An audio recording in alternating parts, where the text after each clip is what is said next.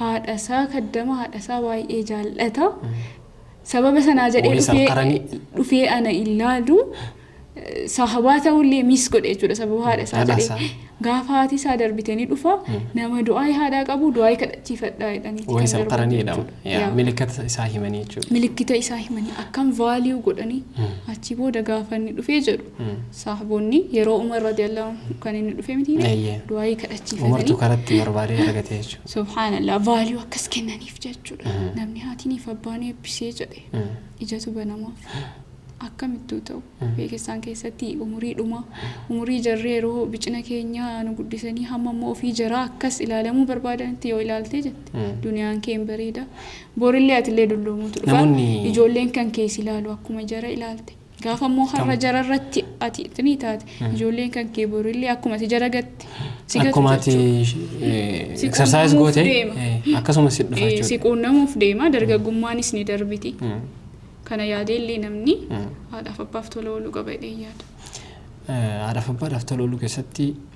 darbee namni haalli jireenyaa akkaataan jireenyaa hireen jireenyaa nama faffacaastee ilmi namaa haadhaaf abbaa isaa irraa fagaatee iddoo biyya garaagaraa yeroo jiraatutti haadhaaf abbaan akka osoo raayyaan mansumaa isaa keessa jedhee si argaa dheebatu ati ammoo dandeettee dhufuu hin dandeetta isaan bira isaan si bira dhaquu hin danda'an isaaniif dhaamsa qabda. Kun baay'ee ulfaataadha. Jireenyatu nama fiigsa. Fiigdeen guutu garuu immoo nama fiigda. Akka waan Rasuul sallallahu alaihi wasallam duniyaa kana osoo nam tokko gaara tokko guutuu kennine warqii jechuudha. Ka biraa hawaa amma biyyoo nafiyansaa guututti kompaariiziniitu jira amma jireenya jechuudha. Ka biraa laalta sana bira gahuuf fiidda ofiifis yeroo hin qabdu maatii keetiifis yeroo hin qabdu kun ahwaaluma hamma jiru. Barakaa hin qabu wanti tokko. Torban tokko jechuun sa'aa tokko taate guyyaa tokko taate jiini ji'arratti akkanitti dhufuun beektu umuriin kan keenyallee dafeeti kan inni taa'aa jiru sana wal qabatee jireenya gaarii barbaachaaf jedhanii ijoolleen adda ba'anii gara biyya alaa deemanii daa'imummaan kun waan jiru garuu jiruu kan kee dorgomaa jechuudha jara yaadachuu danda'uu qabda hammasii danda'ameem dawwaluu fi hammasii danda'ameem teeknooloojiin jira viidiyoo koolii gochuu fi danda'a achitti maallaqaan gargaaruu danda'a hammasii danda'ameen qalbiidhaan bira jiraachuun illee dirqama jechuudha jireenyaa yoo dandeettii qabaatte garuu akka rabbi si eeyyametti dhuftee viiziit gochuun dirqama rabbi sirra kaa'e jechuudha nama osoo dhufeen ziyaarri waggaa 15-20 turuu jira inni kun ammoo mijaa'uu dhabee fi jedhamu yeroo hedduu mijaa'uu fi dhabuu qofa osoo hin taane haaluma inni itti isaan ignore itti godhe sanuma kun ammoo rabbiin biratti si gaafachiisuu danda'a jechuu dandeenya jechuudha. Hayyee social structure keessatti wantoonni namoonni bittaa gurgurtaa keessatti obbolummaa keessatti ollummaa keessatti haqa ollaa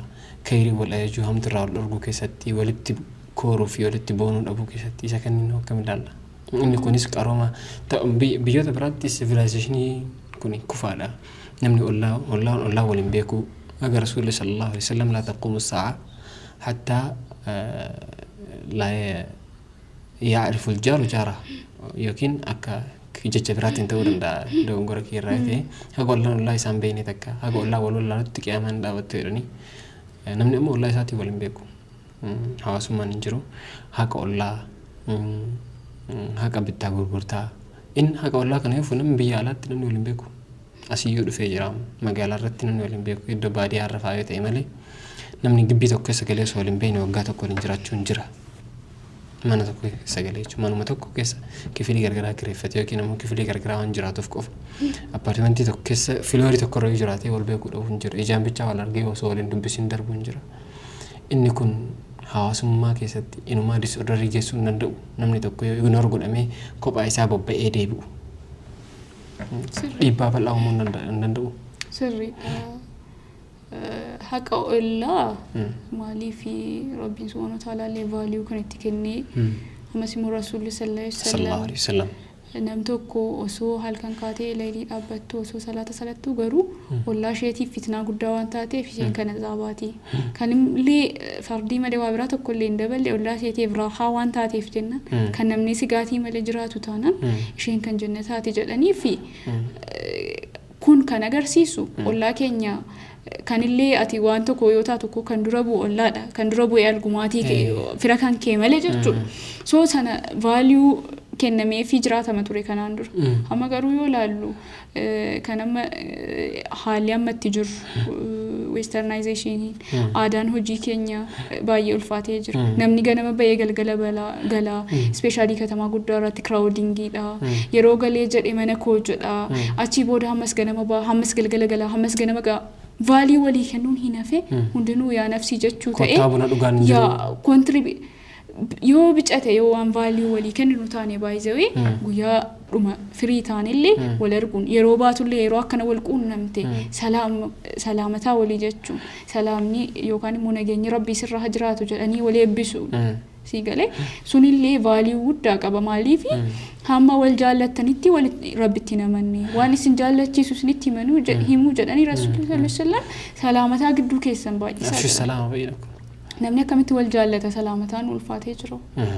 nam tokko yoo akkam aaree jiraate mee nageenyi rabbii sirraa jiraatu jettee yoo jalqabdu akkam nageenya sii dhab subhanallah so sana irratti osoo hojjenne even though lifestyle keenya qayyaramullee haga danda'ameen value kennineef waan miss goone sana namni dhukkubnaan gaafachuu ollaan dhukkubsannaan gaafachuu sana irratti value kennuu qabna jedhee yaada namni isa akka raayyaan haasaak tokko keessatti maal jedhee jecha tokkotu waan nattoleef maqaan mataa fudhatee badee jechuudha tokko yeroo garii waan tokko waan gargarii maqaa biraatti moggaasnaan gaarii fakkaatee mul'ata qarooma jedhamee yaadamnaan namni ignore godhuun kun dhufe faallaan qarooma maqaan mataa fudhatee badee jedhe akkasuma namni akkaataan jireenya namaa waan dibame wahii waan qalamiin biraa dibame yoo maqaan biraa kennameef wahiitiin narrationaan jiraataa jirra jechuudha inni kun akka hawaasaatti akka hawaasummaatti illee kiraayisisii yookiin ammoo gaaga'ama guddaa uume jedhee waan yaaduraayi qabxiilee biroo kaasuun dirqama ta'urraa gaaga'ama hawaasaa kanayyuu hambisuuf akkuma reef kaasaa turre wanti value maayini maal fahamuu barbaachisa fahamuu kan barbaachisu akkuma siin jedhee tokkoffaa sa'aatii social mediaaf kenna namni fakkeenyaaf unkaan ollaa miti mana tokko keessa jiraatee iyyuu wal argaan jiru hundinuu silkii fi qabatee hundinuu tiktok irra jira almost beqa jireenyi keenya hin baanaan gallaa qobaadha achi booda social mediaadha trendii kana qayyaruu danda'u qaba limit gochuu barattoota gaafas osoo hin jaallatiin giddii kee nama naannoo kee jiru barbaada fixuraa keetu si barbaachisa jechuudha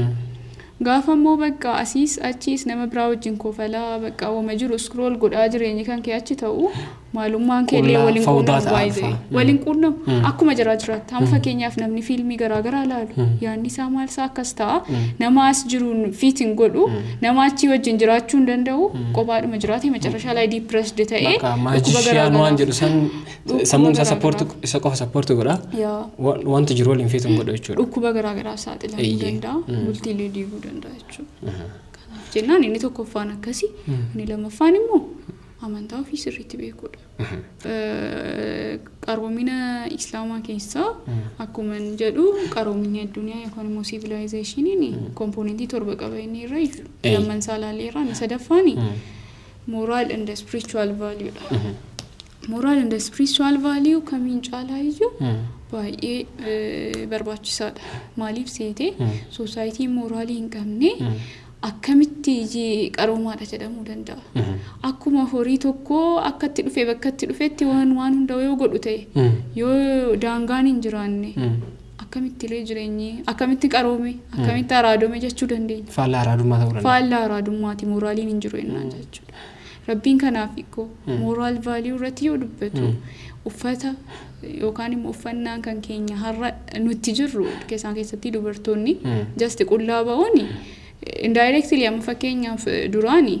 ofiin osoo hin jaallatin qabaramaa turte dubartii amma immoo kan dhufe maayinni ofiin brain washed tadargaa jechuudha brain washed taate ofiisiiti values akka waan dhaqnisi bakka just values sana ta'e jechuudha fedhii sitti gurgurte jechuudha fedhii bakka value jechuun beekumsa seetu hin taane standardii si rabbii walqiseessitee osoo hin taane just qaama ishee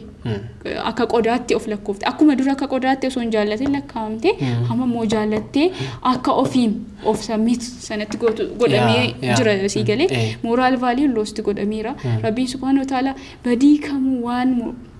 muraa'aa ta'e hunda jechuudha zinaa hojjechuu ta'uu danda'a TikTok irra online galanii waan hin taane gochuu ta'uu danda'a waan hin taane ilaaluu ta'uu danda'a sun hundi maal irratti contribute godhama shayxaana empower of gochuu irratti contribute ta'a jechuudha of course shayxaanni empower gochuun wantoota gammaasuu hunda irratti ni dalaga waadaa ni gaafa jallatu rabbi irraa fudhateerra rabbi isaatti kakatee wala udillannahum wala umanniyannahum ولا آمرنهم فلا يبتكن آذان الأنعام ولا آمرنهم فلا يغيرن خلق الله أمر كل دبرتين كل عليهم أمر بيجروا تقول homosexual أمر بيجروا feminism أمر بيجروا transgenderin يسوي قديش سنندو contribution شيطاناتي ولا أنتم ما شيطانا يمكن أمتو وان شيطاني